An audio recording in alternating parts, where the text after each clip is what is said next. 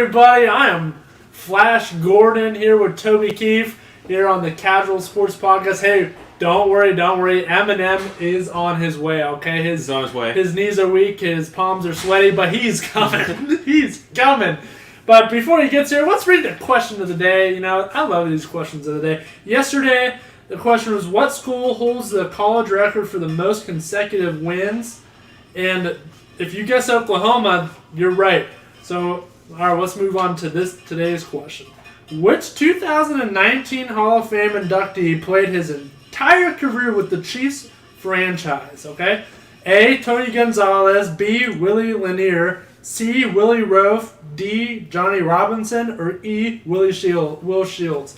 If you want to answer in the comments, who do you think it is, or just wait to see if you get it right tomorrow. He'll be answering it tomorrow. But before Eminem gets here, Mike, let's get right into things here today. You want to start with the tribute here? The tribute? So those you don't know, I know you know him. Mike Trevisano passed away last night. Oh yeah, Mike, you know more about that. Known as the voice of Cleveland, he was the guy on WTM 1100, and I started listening to him when he did sports and he talked Cavs, and then he moved into politics. So just to say that, you know. And here we go, guys. Here's our special guest. It's Eminem. Here, are your knees weak and palms sweaty here? Well, you know, I just had some mild spaghetti. That's why I was a little bit late. You know. Whew! I made it. We're good. He's here. I good. All right, man. I may or may not have fallen in the hallway. We're good. Oh no. You know, it's raining outside. I got Converse on. You slipped on something. Yeah, I don't exactly have best traction in here. Definitely wiped out. It was funny. But welcome in. As Matt got you guys into it, I'm Alec Caberna, Mike Wolfgang, Matt Morrison. A.K.A. Flash Gordon. We already introduced him. Yeah, we introduced it. We're good. We're good. Let's get in here. Matt, we got a great game tomorrow night as I'm still catching my breath running in here. Valley Christian Eagles are heading up to Cuyahoga Heights, take on the Redskins, 5-3, Valley 6-2. But Cuyahoga Heights has had a harder strength of schedule, and the records are about the same. So you look at this game coming into it, and this should be a great one. Cuyahoga Heights ranked 6th right now for the division. Valley Christian sits at 7. Winner of this one takes on the winner of JFK versus Monroeville. JFK heavy favorite there. They're the 3 seed. So it could be a huge upset for Valley Christian based ranking wise. But you and I have talked to Andy Hake all season long. If anyone's going to get this team ready to pull off a game like this, it's going to be Andy Hake. And you can't underestimate any guy on this Valley Christian squad. Anyone can go off. Yes, absolutely. They have a great selection of wide receivers. You know, Gurley. They have Spradley, and you know, Trell Mixon can act as a tight end receiver. I like their running back group, and I like their quarterback Joey Batista. They have a great shot. And right now, I think the big question is Vashawn Gurley, right? He's been kind of quiet in their last few games. I mean, you and I saw their last game that we called. He dropping the ball early, got cold, it got wet. It's going to be cold and wet tomorrow as well. Oh, yeah. It's going to be an unfamiliar environment up there, east side Parma. It'll be a big environment. You know, this is a big-name school up there, Cuyahoga Heights, and they're one of, I believe, 2 teams from Cleveland that have actually made the playoffs this season. So it was a down year for Cleveland. This is one of the teams they're hoping to make the big run. And here comes the Valley getting 22 teams into the playoffs throughout all the different divisions. They're looking just to run the table and win every division, basically, besides D1. So Valley Christians could be the Cinderella story from the Valley right now, considering they are ranked 11th. But as you and I see, this is not an underdog team. This feels like an even battle going into it with 2 teams that I think Valley Christian's still refining themselves here at the end of the season. They've kind of changed things up a little bit, and they look a little different than they were right at the start. But I don't consider them an underdog here. This is Andy Hake. You look at this guy's resume. He has been there. He's done that. He's coached in state championships. He's been in big games before. And obviously the big arm, Joey Batista, we're ready for him to launch some deep. And the last time we were out there, it was the running back game that got them going in this, and they're going to have to get back to that. Oh, yes. The defense is going to have to make some stops. And they can make big stops, too, man. John, Mixon on the defensive side is a beast. And then, who's the other guy? Bob Whalen? John Qualpabella. John Qualpabella. That guy is insane. And right now, you have to love the defense. You look at the last two games: shutout against Wellsville, shutout against East Palestine. Obviously, East Palestine's having a down year. They're not too great right now. Looking for a bounce back next season, but the last two games, Valley Christian has hit their stride. They came out that second half against Wellsville. It was close, and they lit it up in that second half. And I know we were in the locker rooms during that halftime. It was intense. There was a lot of emotions going on, and they had some young guys step up, and a lot of guys are going to have to step up if they want to win here tomorrow night. It should be a great one, though. Oh, absolutely. Yeah. No, you talk about the weather's going to be slick. This is playoff weather. You're this point in the year, you got to be able to deal with elements. Every team's going through the same thing, playing in different types of weather, different venues and stuff like that. So both teams are going to be ready for this. And like I said, it's playoff football. You got to be ready for anything. This is what we're living for right now, isn't it? Oh, absolutely. I was actually thinking about going to a playoff game tonight. My cousin's playing back Copley. Just have to give a shout out. Go Indians! They're taking on, I believe it's Norton tonight. So got to give my cousin a little love out there. Pick home the win. Bring it home. It's my alma mater. They're D3, I think. But, it should be a great game, and make sure to tune in. Games across the valley here tonight and tomorrow night. Plus, I believe soccer's on, volleyball, YSM's got you covered if you're looking for sports this weekend. And, of course, there's plenty of other sports if, you don't got a team in the running right now. There's still teams you can, root for. Rep the valley always. But lots of other games, and we had a great game last night. Green Bay Packers, Arizona Cardinals. Packers shocked everyone. They won this game. Sure they get it 3 points. They get the interception to close it out.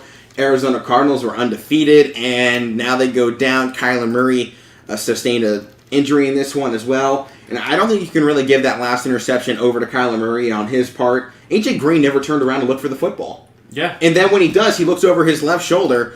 I want to know what wide receiver is ever looking over his left shoulder in the back corner of an end zone. He's obviously going opposite corner. You're never going inside shoulder on a pass to the end zone. Never. That's a recipe to get picked off. He goes outside, he gets picked off because A.J. Green doesn't turn around. If Green turns around, that's a touchdown and they win the game. Absolutely. Yeah, and like A.J. Green had a brain fart. Yeah, he does. And even players like him may have been a bit of a meathead. But maybe. He could be. It could be.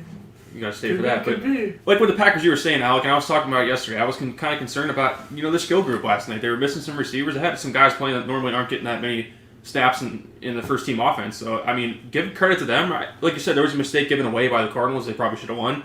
But other than that, the Packers took advantage of it throughout the whole game. Yeah, and it was. And Matt, as you were saying, James Conner could go off, and they used him in red zone again. He got 2 touchdowns. Edmonds broke off a big one, got a touchdown there. Obviously, Kyler Murray kind of felt limited in this game, and obviously he was leaving the stadium in a boot. You don't know exactly when he may have gotten that, but this just wasn't the Kyler we've seen all season. No. I mean, all the guys had fine nights wide receiver-wise. No one went big. Zach Ertz came out, 42 yards on 4 receptions for him.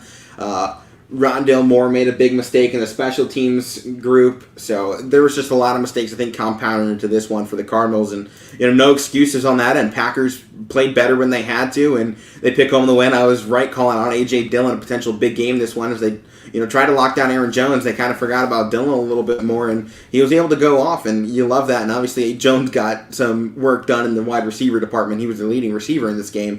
Tanyan right in there behind him. But, some big plays and 2 touchdowns on 3 receptions for Randall Cobb. Clearly a red zone target for the Packers now for probably the rest of the season. He's going to be the guy Aaron Rodgers is going to look to. Now he's like, well, I had nobody and I found someone. So they picked up Randall Cobb in the offseason because Aaron Rodgers wanted him. And clearly you can see why. So his old weapon. I mean, they're familiar with each other. 500-something plus carry or receptions for Randall Cobb. So he's familiar with Rodgers. You listen to him when he's like, hey, I want him, go get him, I want him back. You listen to him. Especially after what happened in the offseason. Especially, Well, this entire offseason it was, we better please him or we're done for the next decade. So, I mean, I think the one big turning point in this game you might look at, besides that A.J. Green miss there at the end of it, potentially Rondale Moore on the special teams unit apparently touched the football. I mean, it was very close on the punt return, so it technically goes down as a muff. Packers grab it at the 1. And they get it there, and it's an easy punch in. The Packers, take advantage. These are both great teams, and if you give the ball away and you give the other team a chance, they're going to take advantage. You look, Aaron Rodgers didn't throw an interception, they win the game. Kyler Murray threw 2, they lose. So there are moments like that. That's the turning points that don't always show up in the stat books. that really determine the outcomes of some of these football games. You got to value the ball. I mean, that's the number one rule for a quarterback. You got to value the ball, and Aaron Rodgers did that better than Kyler Murray did. And they should have had a touchdown. After the first one, they should have had one to DeAndre Hopkins, but he had the face mask, so that took one off the board for them. They really couldn't get any scoring out of the receiving core. Yeah, but a great one, and great game, absolutely. I did put together our total running totals right now for the predictions that we've been making on the season. So we'll give the quick rundown there before we get into our predictions for this coming weekend for the NFL. So far, college football, Matt is in last place. Mike, you're in second. I'm in first. I'm 25-13. You're 23-15. You are 18-20. In the NFL, we're currently all tied at 42 and now 16 with the Cardinals' loss last night, as we all picked the Cardinals to win that game. So we're on now 42-16, completely even across the board. And then miscellaneous, we all picked Fury to win the boxing match. He did that. So as it stands, the totals have me in first place, 68-28 in terms of wins to losses. Mike, you're 66-30, and Matt, you are 60-35. You got a bit of catching up to do. Are we including the World Series in this too, or no? No, we're not. Okay. Yeah. So it's a little hard to series, but yeah. So yeah, no, those are not. What is included? College football, NFL, and then the one miscellaneous boxing match that we predicted. We'll pick more boxing too. Yeah, we'll get some other stuff in there. Yeah. We'll start including NBA once we get out of football season, but we're only going to make official predictions on football as it goes on. But let's get into the NFL this week. We got the new Jets quarterback over here, Flash Gordon. He's going to have to do something at home against this rampant Bengals team coming off the win against the Ravens. This is a hot squad, and, I think it's a pretty clear answer who's taking home the win in this one. Absolutely. I mean, Jets? No, I'm not playing. The Bengals are now. I'm picking the Bengals, but the Titans beat the Titans earlier in the year, so they did, but I think you still take that kind of with a grain of salt. Yeah, every team doesn't always have their best days, and I think that was kind of one of them. You kind of saw it with Cardinals last night. It wasn't one of their best days, and they lose because the other team showed up to play and they didn't. So I have a feeling that's just kind of what that was. They overlooked the Jets a little bit as the Jets, and Titans. I think we're still trying to find a rhythm early in the season. I think there's a Titan squad that coming up next pick here, coming into Indianapolis this weekend, should take home a pretty easy win. Tannehill finally started playing good again. He's put up some stats in their last game. I got to take the Titans coming out here over the Colts. I'm going to take the Titans, but I think it's a close one. It's a division matchup. The Colts are at home. They're coming off a good win, a gutsy win in bad weather against the 49ers. But I think it's going to be a close one, though. But I'm going with Titans. I got to go Titans as well. They're on a hot streak. Whew. Yeah, they are. And, Derrick Henry's been on fire recently, and another team that's been on fire, another one that's not. The Rams, 6-1, coming in, take on the Texans, 1-6. Davis Mills still the starting quarterback for the Houston Texans, and I think that pretty much makes it a pretty one-and-done pick. I got the Rams going big. It's hard to pick against them right now. Rams, a team like the Texans, like you talked about, with Davis Mills, he hasn't really been able to find anything. He's a young quarterback, but going up against a guy like Matt Stafford with the skill guys they have, it's going to be hard to stop. And their defense, too.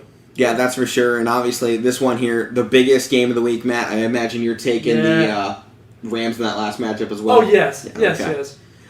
This one, though, Matt, your and I teams pitting up against each other right here. Pittsburgh Steelers 3-3, Cleveland Browns 4-3. Obviously, Cleveland's getting the long break here. Pittsburgh had the off week. So this should be a fun, ready-to-go matchup. You look at the Browns, man, they're firing all cylinders, and Case Keenum was perfect. The defense. They announced Baker Mayfield is going to be potentially could play this coming Sunday. It's looking like he's going to, but I have a feeling if he starts struggling at all, they're going to have no problem pulling the plug, bringing in Case Keenum and letting that arm rest and potentially ending Baker Mayfield's season early. But Chubb's going to be back, Hunt's back, and obviously D'Ernest Johnson is probably going to get some big carries in this game after his last performance. I'm looking for some big numbers. I don't think the passing stats are going to be there, but they haven't been there all season. I got a problem. You look at the Browns right now, 7th best offense in the NFL, and that's with the 24th worst passing offense. They have the number one rushing offense. It's not even close. They're averaging 170.4 yards per game, which leads the NFL so far. They've been unstoppable on the ground, and with all three backs in there, it should be a miraculous day. And obviously, Matt, I think you were trying to point out there, the defenses of these two teams, 4th for the Browns, 5th for the Steelers. two epic defenses going at each other right These here. These are similar teams right here. Besides the offense and your rushing game, Browns of course first in rushing, and Pittsburgh's 31st. And then offense, the Browns are 7th and we're 28th. But besides that, we're close here. The passing game, Pittsburgh's 26th and they're 24th. Yeah, I mean there is a lot of similarities. I think the one side that kind of separates these two teams is the ground game. The Steelers, as they've gotten better on the ground this season, they're still nowhere in contention with the rest of the NFL when it comes to having a balanced attack, and I think that kind of reflects on their record so far this season, 3-3. I mean, if you imagine this is a more balanced team those first few games of the season, they're a better team, and their record probably reflects that. But Browns, if they get a healthy Baker Mayfield and a healthy offense this entire season, and they're probably with a better record as well. And if the Chiefs were playing like they are now, and the Browns were to play them again, probably say the Browns would take that game as well with how bad this Chiefs team is looking. Yeah, and that was a game the Browns still could have won. Oh, yeah, even before all this. But before the show, I told you guys ESPN did confirm that Baker is going to start. So that's confirmed. But, I don't personally agree with it, but they must see something that... I'm not a team doctor. I'm not with the team, so I don't know. But it's just concerning for me because, knowing the Steelers' defense as good as it is and knowing T.J. Watt, they're going to target him. They're trying to hurt him?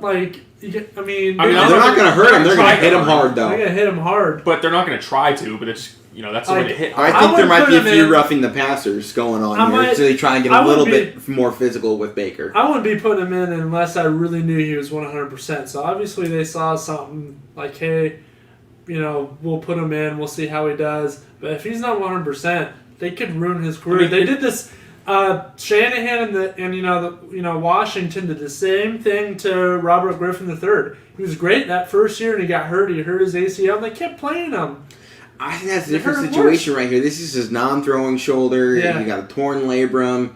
And, with some of those injuries, it's one of those things, if you tear it, it might hurt a little bit, but you're not going to hurt it more. Okay. And that's the one thing, most doctors will tell you. It's like, well, you completely tore it, so you can't really tear it anymore.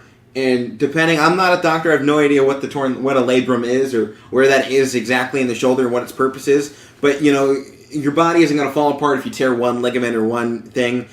When I was getting my ACL stuff done, they're like, luckily, if you do tear the ACL, you have all the other ligaments in it, the MCL, the LCL, the PCL that go around the rest of the knee. Just, you tore the strongest one. The rest of them kind of keep your knee stable while, you need to get that fixed. It's probably something similar. He tore one of those ligaments, and he's got a bunch of other stuff holding it together. My dad lived with I think he had like 3 torn ligaments in his left arm or left shoulder, I think for 20 years. They didn't even know it. So I think this is one of those injuries that I think you can kind of live with. Is going to need to be fixed at some point, and probably sometime soon, because you're not going to want to take hit after hit. And probably Baker's going to be a little bit more conservative in the pocket, kind of avoid some hits, I imagine here. But I'm guessing this is one of those types of injuries that it's not terrible, but it's something you have to get looked at, and it's probably going to hurt like hell if he gets a shot by T.J. Watt, Cameron Hayward, anybody on this. If he gets hit by anyone, it's going to hurt. Yeah. I can probably guarantee that. Just, you got something torn, it's not going to feel great. And especially the next morning when he wakes up, he's going to realize maybe that wasn't the best idea. But I think this is probably the most intriguing game you have to look at for the AFC North. These are the two teams right now fighting for third place and kind of waiting for the top of the division to, figure themselves out between the Ravens and Bengals. Obviously, Bengals take the lead, their first place. And Browns could kind of end the Steelers' run here, potentially. They could. Start the beginning of the end for Mike Tomlin's run with Big Ben, and obviously Tomlin will be around, hopefully, for years to come in Steelers country. No reason he should ever get removed. No. If he leaves, that's one thing. He should never be fired, though. And I don't think... He has a job for life as long as he doesn't go 0-16. And I don't think the Rooneys would ever fire him. No. You know the way the Rooneys are, Matt. They want to win, and he gives them the best chance to win. He's done it since he's been there. All right, let's go ahead and make predictions here. Obviously, 2 of us are pretty much sealed in. I got the Browns, you got the Steelers. Absolutely. All right, Mike, you're the deciding factor here. You're probably the only one not looking at this with too much bias. So give us your thoughts on this one prediction as well. Well, like I talked about the concern with Baker, my concern with his injury is that, you don't have to do that. I'm just my concern is they've said in practice all week that he has aggravated it with no contact. So that's going to happen. But my concern is that, that when it first got aggravated again against Watt in the Cardinals game, he just got tackled and he just fell weird on it. So I hope something like that doesn't happen again. I want Baker out there, obviously. He gives the Browns best chance, and we all like Baker. Oh, yeah. And, you don't want to see anybody hurt, but I just think the Steelers defense is going to get after him, and I'm going Steelers. All right.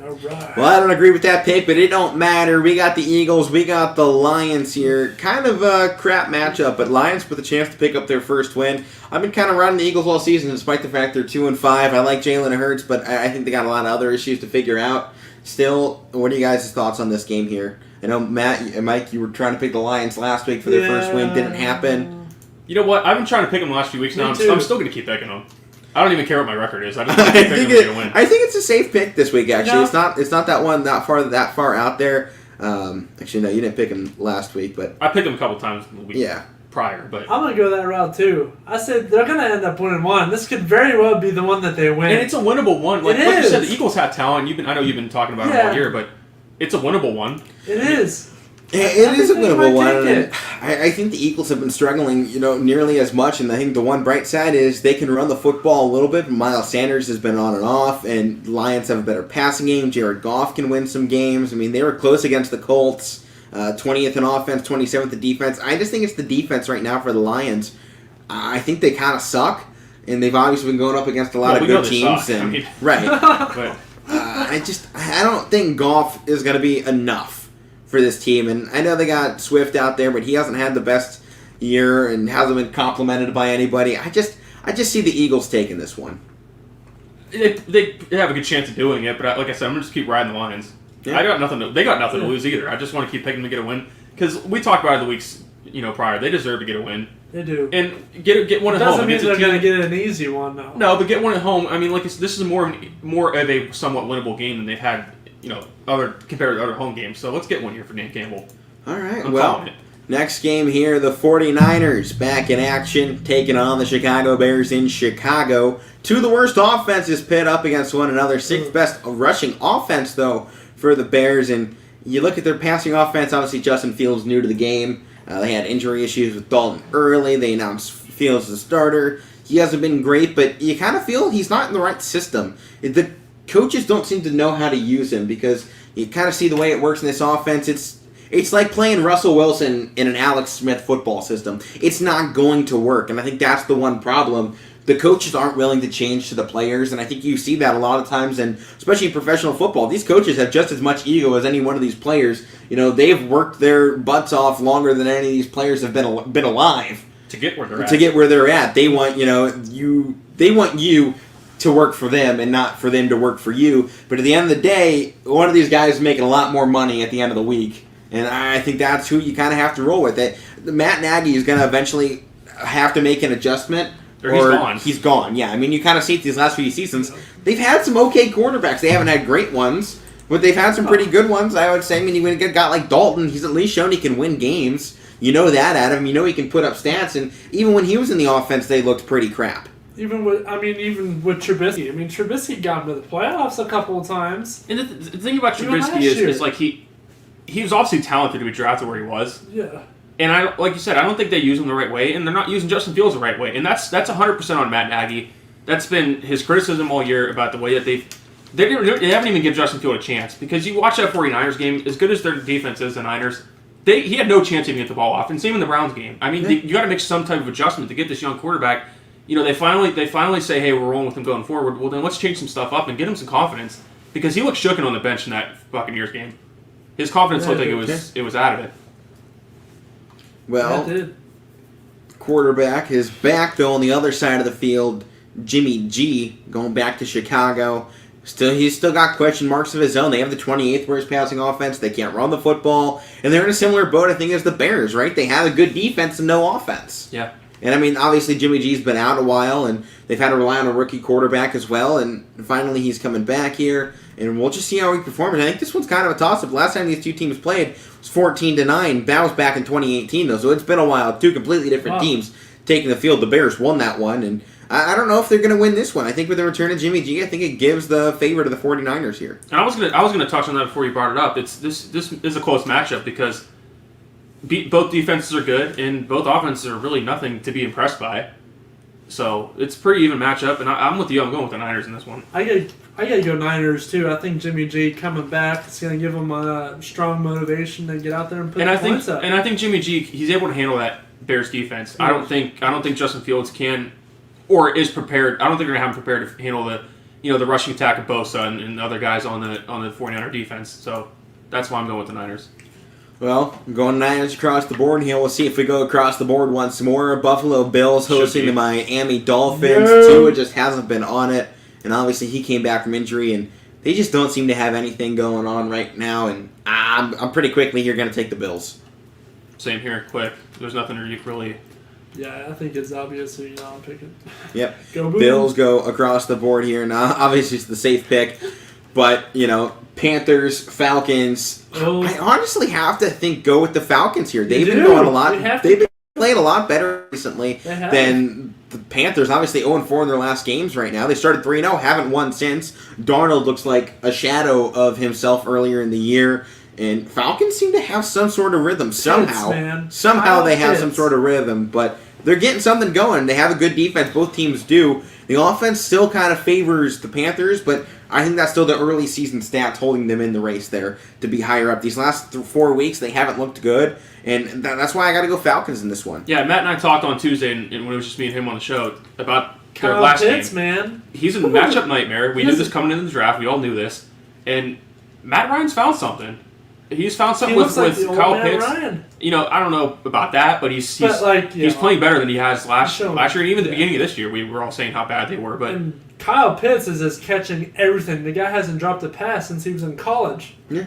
That's insane. He's phenomenal. And I see you already put Falcons for me. There's no reason to change that. Because no reason. Because I've been picking the Panthers the last couple weeks, just like I've been picking the Lions a lot. Panthers aren't coming through for me, so I'm not going to do it again in this game. No. Fair enough. Go Falcons. You got Falcons as well there, man? Yes. All right. Patriots 3-4, Chargers 4-2. It's in Los Angeles.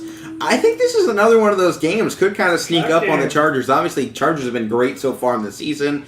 They've had wonderful stats. 13th in passing, 9th defense. Rushing for both squads is kind of below average. Patriots, though, they obviously found the rhythm in that last game. They were all over the place. It was 50+ points against the Jets. So obviously, Mac Jones finally found a rhythm. I'm interested to see what Mac Jones can do here against this Charger squad. And he's played well against some good teams. That game they played against the Cowboys, he competed with Dak a little bit. They played Tampa Bay, that Tampa Bay game. Patriots versus Tampa Bay. He played good there, too. And obviously, Chargers coming off a bye week, but they had a loss to the Ravens before that, and they got kind of smacked around. They couldn't run the ball. They couldn't throw the ball. I'm just interested to see what team we see come out there on the field this week. Because if it's the same one we saw against the Ravens, this is going to be a New England win. And you pretty much know with the Patriots what you're going to get. You're going to get offensively. You're straight mix some other things, and you know what you're going to get defensively. Oh, yeah. I talked about the last couple weeks. Bill Belichick is prepared to throw any type of defense at any type of offense. That's why he's so great, and that's his calling card is defense. Yes. And I think in this one I'm going Pats. I see you have Pats too. I'm going them as well. I got to go Pats too. I think Mac Jones is finding himself, and the Chargers didn't really look that good after that blowout loss to the Ravens. Everybody thought, the Ravens should be the ones being blown out because they weren't playing very well going into that game. Now the Chargers are, in the losing column, and I don't think they can climb out of it this week. I think Mac Jones will be just too much. Well, I think we got two teams trying to climb out of that losing hole you talked about there a second ago. Jaguars in Seattle take on the Seahawks. 1 win versus 2 wins, and Jaguars still haven't won in the United States under Trevor Lawrence and Urban Meyer. They won in London, but can they win in the States here? I think that's the big question for them. And I just feel like there's nothing positive out of Seattle right now. And I got to go Jaguars in this. For some reason, I'm feeling like the Jags are going to pull this game, get their first win in the States, and match the same record as Seattle. And it'd be big for them to get their first win in the United States on the road, too. Yeah. It would be. In an environment like that, in their home stadium. where the Seahawks, their fans come ready for it. Oh, yeah. And I had Seahawks just like you did, Al, but I think I'm going to flip over. I'm picking the upset here. Well, I was thinking the Seahawks as well, but, I've had this feeling all week that it was going to be the Jaguars' game to lose. I think I'm going to go with you guys. I think they might take it. I don't know. You're going against your own team here, Matt, and the Hawks. Listen. Is Russell Wilson still out, right? Yeah. Okay. Yeah. Well, it's both offenses are bad. And the Seahawks, they're bad without Russell Wilson. We all know this. And I think it's going to be an ugly one, but I think it's a game the Seahawks can win. The Jaguars can win in a late game. And if, like I said, if they can do it in that type of environment facing those fans, it's going to be a confidence booster for them. They're a young team. They need something like that. Yeah. I mean, we'll see what happens. And another two teams trying to find something here. One of those teams that started 3-0, the Broncos. They've lost 4 straight, just like the Panthers. They were in basically the same position. And Washington on the other side, 2-5. It almost feels like they've been finding more of a rhythm recently. What are your guys' thoughts on this one here? Like you said, the same thing with the Broncos. They started out good, and now they're fading. We saw against the Browns, they couldn't really do anything offensively. And, I don't really know if Washington can either. Yeah. We talked about their defense last. Flashes. Yeah. Washington has shown flashes. I think Washington just needs a quarterback. They need someone who can play. They need Case Keenum. They do. Oh man. I think if there's any guy coming out into free agency next season that needs to be picked up, it's a guy like Case Keenum. Or keep a guy like Fitzpatrick. We haven't seen him all year. We forgot about him because he's hurt. Yeah. I would use even guy I would look for them to even. I think they would want to keep because they didn't get to see him this year. So hey, why not bring him back? Yeah. He usually stays a couple seasons with one team. And then he bounces. Yeah. All right, so what are you guys' predictions here? Washington or the Denver Broncos? So I know I just talked about the bad offense of the Broncos, but I'm picking them to win this game. I think that's the safe pick here, obviously. Still better record-wise, but... I'm gonna ride the Heineke train still, man. I got your football team. Your Heineke moment of the week. Finally, something different here. We all have the same team. Well, perhaps we'll get something different in these next two as well. Buccaneers versus the Saints probably should be a good one, I think, this weekend. Saints have been kind of rolling right along, 4-2. Antonio Brown out for the Buccaneers still. Third best defense right now for the Saints, and they obviously have Kamara as always, who can pretty much win any game on his own with a little bit of help. The passing game, pretty much terrible, 31st. Passing game on the other side, phenomenal for the Buccaneers. They lead the NFL. They have the 12th best defense. I imagine they're going to have a great day offensively, and they probably win this game, but I think it might be close here. I think it potentially could be close. They're at home, too, and they won both regular season games last year against the Buccaneers. Yeah. So, I know it's a different team for the Saints. It's a different team for the Buccaneers, too. They met postseason. Buccaneers won it. And they beat them. Buccaneers beat them. Obviously, you talked about the passing game of the Buccaneers. We all know that's what they're strong at. And don't forget about the running game either. Yeah. They have guys at any point they can go Fournette, off. they still have Ronald Jones. Their offense is so hard to deal with. It's so hard. And Tom Brady playing the way he is, he's finding guys. I want to pick the Saints, but I'm not going to. I like the Saints. I want to pick them, but Tom Brady. I just think their offense is too much to deal with. It doesn't matter if Antonio Brown is out; they're still winning.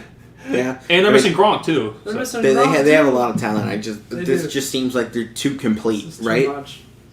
Next game here, Mike. This is your team. Why don't you give us the rundown here? Cowboys get the late night game against the Minnesota Vikings. I think it'll be fun. These two teams seem pretty evenly matched. They seem pretty evenly matched, and you wouldn't really think so. The way we talk about Minnesota, how inconsistent they are, but their offense is good. They have good skill players. They have good backs. They have good receivers, and their defense isn't that bad either. But I just think, bias aside, the Cowboys, other than the Buccaneers, are probably the best offense in the league.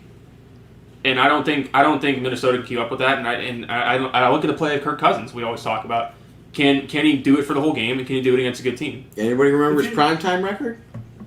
0. Terrible. It's crap. I think he may have picked up his first one last year. And I think it was against Dallas. One of the years, last year, the year before. I think if you get him under pressure, he's going to throw some interceptions, and you know who likes to pick those off? Diggs. And that streak's going to continue. Oh, yes. I'm telling you that. Oh, yes. Well, Mike, I'm pretty sure I know who you're picking in this one. You're taking your boys? Obviously, yeah. Never pick against my team. What about you, Matt? What are your thoughts? I'm going to go Cowboys here. I think their defense will get under, Kirk Cousins' skin a little bit. Watch Michael Parsons getting after him. Yeah, Michael Parsons will get after him. I think the defense is a huge factor in this game. And then on the offensive side, Tony Pollard, man. And one other thing, too, they're getting Gallup back. Yeah. So all they need back is DeMarcus Lawrence, and they're full go. Getting ready for the middle of the season, going towards the playoffs. Yeah, I've liked the Cowboys all season, and I've been right up there with you, Mike, in the terms of how they're working it. Zeke's been back. He's been having a great year, and Tony Pollard and him splitting carries in the backfield. They're a dangerous duo, and I love the way they've been using both guys. And I've been an advocate for Zeke Elliott. Like, he's getting older. You got to give him less carries and get Pollard more involved here and kind of split these carries, much like the Browns have done with an older Kareem Hunt and the young Chubb. I love the way the Cowboys have been going. Obviously, they have a great defense. Diggs has been unstoppable. I just feel I maybe have been a bit too conservative with my picks here today, so I have to go flip at least one of these things back to something a little bit more out there, just to mix things up a bit. I got the Vikings. I know Kirk Cousins sucks in primetime, but he's been the one consistent part of this team every week thus far. That's just what makes me want to buy in just a little bit. They need this win, I think. Avoid going 3-4. I think is the part they're trying to look at. Yeah. Get to 4-3. Get to that spot where you don't look bad. You've just had an awkward start. That's what the Vikings are looking for. I love the Cowboys, and I think they have a good shot of pulling this one. So far, they've had a great year, and obviously I've mentioned everything already. But I think the Vikings have a chance. And I think you got to give at least some respect to Dalvin Cook and Kirk Cousins there. Oh, I give them all that the respect. offense, and obviously, they got some great talents up there. So. Jefferson, Thielen, Dalvin Cook. I give them credit for their offense. It's been playing well, and I think they can hang up with the Cowboys for a good part of the game. I think so as well. But I wouldn't be surprised if the Vikings win this game. It's more close of a matchup than people think it is. Yeah, they're battle tested. The Vikings will go through the dirt and blood, and they'll pull out a win. They'll do whatever they can, but I think, Cowboys just, that defense, man. And it's still a work in progress, and they've got my attention because at the beginning of the year, I wasn't really sure what to expect with this team because it's the Cowboys. You think they should be good every year, but they're just like that. But, their offense is playing the way it is, and it's so hard to deal with their offense, just like I talked about with Tampa Bay's. And if their defense can play the way it has been, just average, above average, they'll be fine. Well, that's going to do it here for the NFL portion of our show. We'll talk Monday, Giants versus Chiefs on the Monday Night Battle. Should be a terrible one there, and probably a blowaway for the Chiefs, although they've been pretty bad. So I guess we'll see what happens there. But let's move it in tonight. Game 3 of the World Series, tied 1 apiece, heading into Atlanta for the first time. This crowd should be livid, electric, rambunctious group, rowdy, whatever word you want to use. It's going to be this crowd. And hopefully it's anything but quiet. That's what Houston wants. That's what the Astros fan base wants. They want to come there. They want to shut this place down, close the gates early, send these fans to the parking lot. Anderson on the mound for Atlanta. Garcia back on the mound for Houston. What are your guys' thoughts going in here? Game 3 after Astros put on a clinic in Game 2, but the Braves did the same in Game 1. We've seen polar opposites from either team in both Game 1 and 2. And me and Matt talked about with this one. You got to be happy, at least on the Braves side. You wanted to get both, games in Houston, but you got one. You did your job. You split the 2 games in Houston. You're coming home for 3 straight games at home. Take advantage of that. Your first World Series home games since '99. You got Oh, yeah. Anderson on the mound, and Brian Snigger was talking about earlier. We cannot wait to play in front of our home fans. Yeah. In a World Series game in Atlanta, they have one of the best fan bases in the league. Oh, yeah. They can't wait for it. So I know you're a Braves fan, so go ahead and talk. Yeah, let's do this. Flash Gordon gonna play with the Braves. Starting tonight. pitcher for the Braves. Yeah, Man, but the Braves. I mean, like we said, Ian Anderson on the mound tonight. That guy was great in the NLCS, and I like their batting lineup. Rosario, just keep doing what you're doing. Austin Riley, you got to get back into the sync. Freddie Freeman, keep picking those magnificent infield plays, and keep coming up at the plate. And they're going to be calling the Braves World Series champs here by next week. Oh, bold prediction. We did get news. Julio Jones out Sunday as well for that game. Just put that out there. But, I love what's going on here. And obviously a week's rest for Garcia up on the mound for Houston. I think we've kind of been showing a little bit of concern about Atlanta's bullpen. Yeah. And they're having Anderson out there. I think it's kind of a wait-and-see moment right now if you're Atlanta. What can they do without their big boy up there on the mound? What's going to happen next? I think is still a lot of questions going on. Their bullpen really has to rely on Tyler Matzik and A.J. Minter. Those guys are the heart and soul of this bullpen. You get Drew Smiley here and there. He has a couple of good games. Then bring Will Smith in to close it. Bring Will Smith in. And like I told you, Matt, it's A.J. Minter. He's their long inning guy. Their high leverage guy. He started some games in this postseason. Oh yeah. And you're gonna have to somewhat watch what he does, and you're gonna have to watch what Drew Smiley does too, because he's gonna have to start a game now. Probably, I don't know what their plans are going forward, but with their guy Charlie Morton out, I mean, he started game 1 for them. He's a vet. He's been in a couple World Series. And With Houston, they're gonna have to it's going to be all hands on deck with their bullpen, but they're also going to have to limit it because they might have to use an opener or two if the series is longer, which I know you hope it isn't, but it very well can be. It can be. And, it's in Game 2, Game 1 they were able to get the big hits. Game 2 they weren't. So we're going to see, big bats tend to wake up when you come home in a playoff game, so it's just a matter of getting those big hits for the Braves like they did in Game 1. They were able to do it on the road. Let's do it at your home ballpark where you're more comfortable at. Yep. It's a great night for baseball. You got a couple days before Halloween. You got the World Series on. I mean, what are you thinking when we come back here on Monday? I know you just said it's going to be over. We're going to have some chaos, I have a feeling. They got to take over. They have to take over. It'd be nice for them to win it on, a couple close games. it out at home, but yeah. we'll see where we're going to be at. We will see. Well, we got a lot of things going on, obviously. Games 3, 4, and 5, 29th, 30th, 31st. So, series technically could be wrapped. As you guys were just talking there for a minute as I was looking for some other stuff. But Braves obviously in the best chance to close this thing out considering it's at home. I just got a feeling the Astros got something up their sleeve. They do. Whether, it's their signals being stolen or garbage can.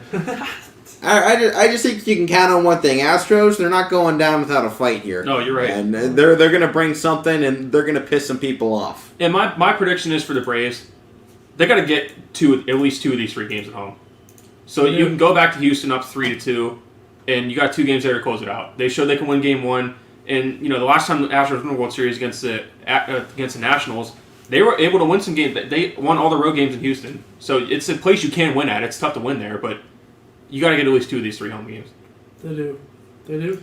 Yeah, and obviously we got a lot of things to look out for, and we're getting all the nominations for end of the season awards as well. Jose Ramirez from the Indians nominated for the third baseman of the year, Gold Glove. Yep. So a lot of things coming out, and we're going to talk about here once those awards get announced within the next week or so. But we're waiting on this World Series. Can't wait. It should be a fun finish. How about we get into some NBA? We got the Cavs on tonight. Obviously, yes. we've been kind of following them along this season. They've been showing something. I think we're all waiting for what exactly that something is going to be, fully. But it should at least be something exciting to see so far. Let's focus in on a few other teams from last night. 76ers back in the win column. Joel Embiid, 30 points, 18 rebounds for the big man. And he was out, I believe, or he's been playing through a knee injury once again. But he's still able to put up the numbers. He said he's compensating for Ben Simmons not being available yet to play. So he's going through injuries, and I think as good as the 76ers were last year, they need something else. And I like to hear that from Joel Embiid. We're missing one of our better players, and you see it from him in the past. He is injury prone, and it's good to see him like, hey, my team needs me. I'm going to play through some of this stuff. He is, and they do need him. He's showing that right now. It's good to hear that from him. Like I said, because he's been injury prone, hasn't been able to fully stay on the floor for full seasons at times. And, they look to him and stuff like this. All the drama and uncertainty surrounding them right now with Ben Simmons and, him not wanting to be out there. I think he wants to be out there, but he's, things going on. And that's your leader right now, so you need him out there, and that's, give credit to him. Yeah, I think you have to, and obviously you got a lot more games here. Wizards take down the Hawks, 122-111. Did you guys see the highlight or maybe the low light from last night? They were down there on the fast break. Bradley Beal's going to put the layup in. He misses it like 3 times, then finally gets it back in. It was just one of those moments. Like it's right before the buzzer at halftime too. I don't know if it counted or not. I don't know if it got out of his hands. I just saw a quick clip on, I think it was Instagram this morning. He's trying to put this thing up, and his teammates threw past it to him, just falling over on the sideline, just laughing because he just can't get the shot in. But he still gets 27 points, near triple-double, 8 rebounds, 8 assists. John Collins on the other side had a big night, 28 points with 12 rebounds. I think both these teams are having a good year. I always took the Hawks early in this one. I like what they've got going. I think they're kind of a dark horse potential finals candidate. I think you might have to look back at the Wizards. But I think they're kind of in a similar boat as the Cavs. Don't overreact early. This is always a team that's going to disappoint you. And I like the pieces they have. I talked about with that Russell Westbrook. I get them mixed up sometimes. How do we always do this? When we talk NFL, it's Russell Westbrook. It's a Russell. It's just a Russell thing. It's a Russell. Well, I can't wait for Russell Crowe to go off this week. He's going to have a big game for Seattle. Are you not entertained? Gino needs to put his arms That's out. on Netflix now. Huh? Gladiators on Netflix. Oh, boy. Here you go.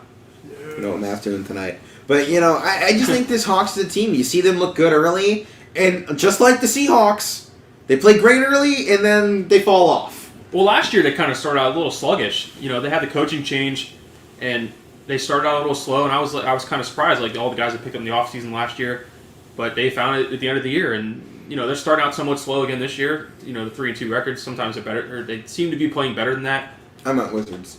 Yeah, the Wizards. You did say Hawks, didn't you? Oh, well, maybe Wizards always a team start fast. I said Seahawks. That's what it was. Oh, that's where you heard the Hawks part. We're all throwing each other off. Yeah, it happens. It's Halloween. We're all spooked out. Right, we're all spooked. I saw Sasquatch earlier at Walmart. It was crazy. Yeah, I know. He is real, by the way. Yeah. He was taking all the beef jerky. Yeah, well, he was over there getting all the pepper beef jerky. Yeah. I was standing there filming him. It was crazy. He's real. We saw but, him. Atlanta Hawks, I love what they did last year. They played great, and they made a run, and obviously I picked them to go big this year. But how about this big game we had last night? Knicks versus Hawks. Bulls finally hit the losing category, and this was just a great game all around, I think. And you look at the in-depth stats, R.J. Barrett kind of showed why he got picked. He got 20 points in this game. 53% from the field, 33% from three. He still needs to get a lot more done because he's not living up to that top 10 pick. Yep. But Julius Randle's been consistent. He gets a double-double, almost triple-double, 13 points, 16 rebounds, 9 assists for him. 10 points for Evan Fournier, a great pickup in the offseason. And obviously Kemba Walker goes off 21 points here. I like Evan Fournier on this team. They saw what he did in the Olympics and just said, hey, that's a guy we want on our team. And they went and got him, and he fits well in their system. And, Tibbs, working with them pretty good. I love, he should be the coach there for 20 years. Okay. Thibodeau. He's a great coach. He's exactly the guy they need to get back. You may see the Knicks go get a championship here in the next 5 years. It's a possibility. I often talk about with teams, I like their balanced scoring in this game. I like Emmanuel quickly, too, man. Yeah. And you talked about the play of Evan Fournier in the Olympics. I also said the same thing, or a bunch of other writers were saying the same thing about Ricky Rubio when the Cavs got him. Yeah. These guys have big performances in the Olympics, and it carries over in the games, and that's the same case here with Evan Fournier. And, as we were talking about the balanced scoring, you have to go to the other side of this one. They were perfectly balanced. 3 guys hitting 20-plus points in this game. DeMar DeRozan goes off for 20. Vucevic goes off for 22. And Zach LaVine hits 25. 9 of 9 from the free throw line for him as well. It was just a great night, I think, both squads. And somebody had to lose, and it came down to which team just hit the last shot, I think. And this is one of those games you look at and go, all right, I don't feel bad about losing if you're one of these fans. Obviously, you want to win, but it's like, you know what? That was close. I'm fine. It's still early. It's not like this is going to kill us. Caruso gets 10 points, goes 4-10 from the field. They need to get a little bit more out of him, playing 32 minutes, I think. But, he hits double digits. It works. Patrick Williams, it was announced he's going to miss most of the regular season now. He's out with an injury. He played 15 minutes and was their starting forward in this game. So a big loss for the Chicago Bulls. But luckily, they have a pretty loaded bench with a lot of these guys they brought in there. Obviously, DeSunmo as well should be a big guy coming off the bench now. Troy Brown Jr. is another big. Derek Jones Jr. hasn't played yet for them. He could get some stuff. Tony Bradley getting some smaller minutes. They got a lot of guys they can bring in. Don't forget a more experienced Javonte Green as well, got 5 points in this game. Yeah, and you ran through the balanced scoring like I talked about on the other side of this game. And you look at the difference in the game, 1 point. And like you said, somebody had to lose, and the Bulls unfortunately they get their first loss. It was a good game. I watched a little bit of it. Yeah, they get their first loss, but I think it's going to be a good season for the Bulls. Yes, me too. I like depth on teams, and I talked about it with other teams in the NBA, and they definitely have depth. They went out and got some guys that they like for this team, and I think the Bulls and the Knicks are teams that can make runs in the playoffs this year. I love this Knicks bench. You got Obi Toppin coming off the bench, and Derrick Rose can still come out, and he's got some tank in the gas. Maybe not as a starter, but definitely off the bench, scoring 12 points off the bench. I like that. I like that role for him. Yeah, they got a team. Yeah, they do, and obviously a lot more games going on. Rockets still struggle. I think we kind of expect that. Jazz are still undefeated. They're one of those big teams, and finally, the Warriors lose as well. Steph Curry had 36 points. Ja Morant on the other side, 30 points. He was pretty much going 1-for-1 with Steph Curry this whole night. And Ja Morant, I think if you're looking at anybody right now, he is up there in the MVP conversation early. And what a matchup this is his second year, and He's going point for point with Steph Curry in this ball game.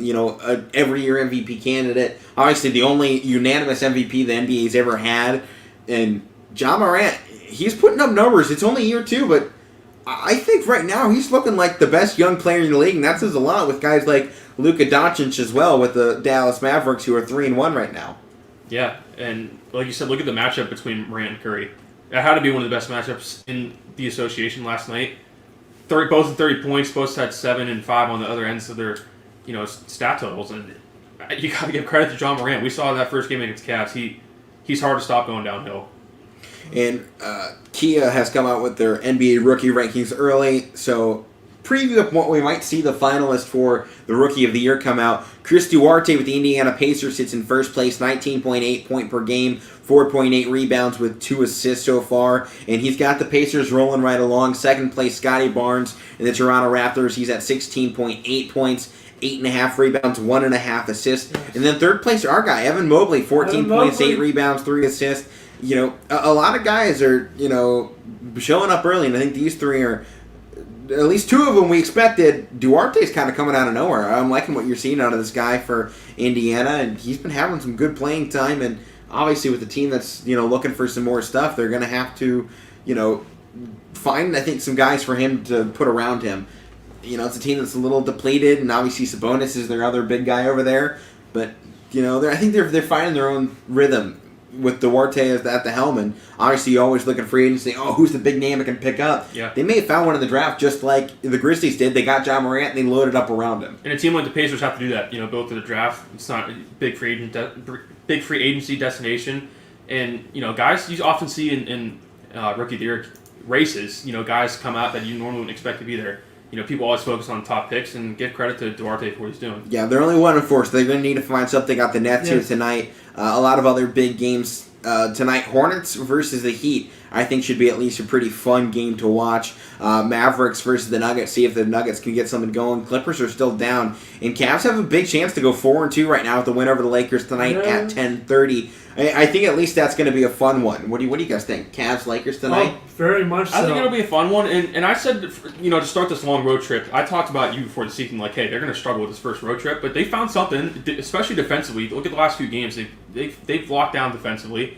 And I don't know if LeBron's playing tonight. I think it's up in the air. But regardless, I'm not guaranteeing a win. But I look at this road trip, hey, get 1 win, 2 wins. I'll be fine with that coming back home. They already got 2 wins, and they can get 3 tonight, and I think they have a good chance of getting 3 tonight. According to Bleacher Report, looks like he will play. He will play. All right. Yeah, they're coming off that loss against OKC, and there's another rookie. Russ got ejected in that game. Yeah. There's a lot of problems. There's a lot of infighting going on right now in that organization between players. And speaking of OKC, they got another good showing from rookie Josh Giddey. Yeah, 18 points. Yeah, and he can be a great duo. Him with Shai Gilgeous-Alexander. They get one more, probably a big in the draft this year. They could, build the team. Much like, we said with Pacers, they got to go build it out of the draft. OKC has to do the same thing along with Cleveland. 4th place right now, the rookie ladder. Jalen Green with the Houston Rockets at 16 points per game. Franz Wagner with Orlando. He's at 13.3, And then the next 5 up, Davion Mitchell with the Kings. Josh Giddey with OKC. Jalen Suggs with the Magic. Alperen Sengun with the Houston Rockets at 9th in the rankings right now. 8 points per game, 5 rebounds, 2 assists. And then Jeremiah Robinson-Earl, another guy that OKC found in the draft. Got him in the second round, 32nd overall pick. So obviously an early second rounder, but still, considering they have 2 guys sitting in the top 10 for rookies right now, it's definitely been a plus side here. But we're going to have to move on from the NBA, make our way NHL briefly, Matt, in one segment here. Why don't you get us down? Yesterday we talked about the whole, Kyle Beach thing. Well, today Get that off my set. Disrespectful. I hope they win because of that. I thought you almost hit a candle out there or something. There's no candles. All right. But Kyle Beach, the whole thing going on. His former head coach for the Blackhawks, Quenneville, was the Florida Panthers head coach. He just resigned yesterday because of this whole thing. And, it was going to come out sooner or later. Yeah. So. And you saw Panthers players talking today after practice, like, it happened. It's unfortunate. We got to move on. We're in the middle of the season right now. We just started out, and we can't go looking at other stuff right now. We got to worry about us. They're still playing decent hockey. They're not like you don't look at them as a team that sticks out too much, but they're playing decent. And we were playing decent. We're getting Crosby back soon, so I know. Well, yeah, I was going to talk. Yeah, I know. I want to talk. I'm over that. I want to talk Pittsburgh. Yeah, of course. But they're getting Crosby back next week, so that should be good for the Penguins. But yeah, Florida. They have a good team. The guy they have fill in shouldn't have any problems with working with them. They're probably bringing up a guy within the system. Yeah, it'll probably be the assistant. So at least they have somebody to work with for a little bit. So. Well, we do have to move on here from the NHL. Wrap up the show here with just about 3 minutes to go. Highlight of the week. Let's finish things off. I have to go. My highlight player of the week. Ja Morant, you look through first 5 games this season, 30 points. He had the down game with 17, but he nearly had a triple-double in that one. 40 points in his third game, 28, and then 37 last night, or 37 to start out the season. He has been on a roll, and I'm loving Ja Morant right now. He's my highlight of the week so far, is Ja Morant stepping up big early in the season. So you went the player route, I'm going the team route. Obviously, I think it's an obvious answer. I got to go with the Cavs. They haven't lost a game this week. Yeah. And they start out hot, and I hope they can keep going tonight against the Lakers. Yeah. I gotta go. This is a hard one this week. I usually have one pick. I gotta go us calling high school football this week. I know it hasn't happened yet, but that's gonna be a good highlight of the week. And just doing the show every day, I like doing it. That's just my highlight. Looking at the playoff matchups. Yeah, I'm excited that's about cool. We were talking World Series, big events, changing things up. You and Mike went solo this week. Yeah, so, I like that. Big moments coming across. We'll see if I can, not mess this up here, but... You already did twice. I know. I think I might have changed the award here, but I'll still put the honorable mention out. Okay, well, obviously we end the show with one thing every single time. Before we get to that, make sure this Saturday, 7 p.m. on ysnlive.com, Valley Christian heads up north to Cleveland, East Parma to take on Cuyahoga Heights in the round 1 of the playoffs. Make sure to tune into that and all the rest of the games headed on around the Valley here on ysnlive.com. This has been the Casual Sports Podcast. Without any further ado, M&M presents this week's Meathead of the Week. What's up, everybody? Flash, Gordon, you ready? This week's Meathead of the Week, honorable mention, gotta be the Cleveland Indians. They're getting sued by a roller derby team. That's embarrassing. Yeah, well, that's the honorable mention. Too. Honorable mention was them. Who is your award winner? This week's Meathead of the Week. I gotta go AJ Green. You gotta get twice in there. I gotta go AJ Green. What a meathead. You've been in the league for 10 plus seasons, and you don't know which way. The route. You don't know the route that he was getting a fade route to the back corner of the end zone. You know the ball's coming your way. Turn around. What a meathead. Yeah, what a meathead, Matt. But that is going to do it for our show. We hope you all have a fun, safe, and happy Halloween weekend. Best of luck to all the teams around the Valley. And, of course, my alma mater, Copley High School, is there in the playoffs as well. Here we go, Declan, give him hell against Norton. Oh, yeah. Yeah. Nope, get that out of here. Give it the Buckeyes. That's going to do it here. I'm Eminem. We are. That's Flash Gordon. That's Toby Keith. We'll see you all next time. Peace out. Should have been a couple.